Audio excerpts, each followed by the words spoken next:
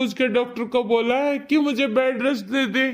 Doctor ने कुछ देखा ही होगा, जब ही तो बोला है तुम्हारी बहू को बेड रेस्ट करने के लिए। हाँ, सब पता है डॉक्टरों की चाल। ये सब बेटा पैसे कमाने के तरीके हैं डॉक्टरों के। अब देखिए तू, रोज तीसरे दिन बुलाएगा डॉक्टर, कहीं दवाई देगा और कहीं बोलेगा कि सुई लगानी है। बस कह दिया, अब डॉक्टरों के चक्कर में पड़ना ही नहीं है। बहू घर में काम करेगी, अच्छा खाएगी पिएगी, बिल्कुल ठीक रहेगी। और तुझे भी चिंता करने की जरूरत नहीं है बहू की, मैं हूँ घर में, संभाल लूंगी। पर मम्मी जी, सबका शरीर अलग होता है, क्या पता मेरे अंदर कुछ तकलीफ हो, इसीलिए कहा डॉक्टर ने। सबकी बॉडी अलग अलग होती है। अब किसी को तो 9वें महीने कोई तकलीफ नहीं होती और किसी को बच्चा लगते ही तकलीफ हो जाती है मम्मी जी। और वैसे भी मम्मी जी, मुझे खुद को अपने शरीर में बहुत तकलीफ लग रही है, इसीलिए डॉक्टर ने कहा था रेस्ट करने के लिए। अरे माँ, तुम्हें चिंता करने की जरूरत नहीं है।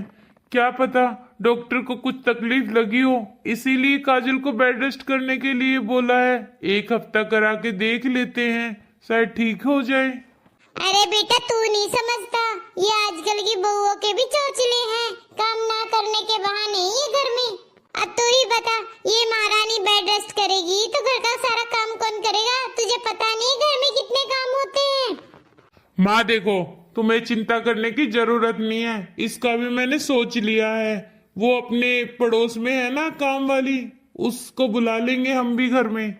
वो मेरे दोस्त के घर पर भी काम करके जाती है, बहुत अच्छा काम करती है वो घरों में। हाँ हाँ, अब तो यही दिन देखने पड़ेंगे, काम वाली के हाथ का ही खाना खाना पड़ेगा मुझे।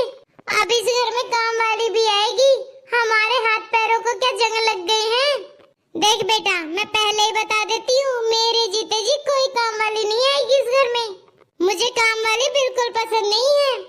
एक तो काम ढंग से नहीं करेगी, ऊपर से उनकी तनख्वाह और बन जाएगी बिना बात की। अरे माँ, तुम पैसों की चिंता बिल्कुल मत करो। अरे 1-1 रुपया जोड़कर ये पूरा घर बनाया है मैंने अपने हाथों से, और तू कहता है पैसों की चिंता मत करो। तुझे क्या पता पैसों की कितनी कीमत होती है। मम्मी जी, बुरा न मानो तो एक बात बोलती हूँ, कुछ दिन के लिए दीदी को बुला लीजिए आप। वैसे भी मम्मी जी, दीदी इधर आएगी तो आपका भी मन लगा रहेगा और आपको तो कोई परेशानी भी नहीं होगी।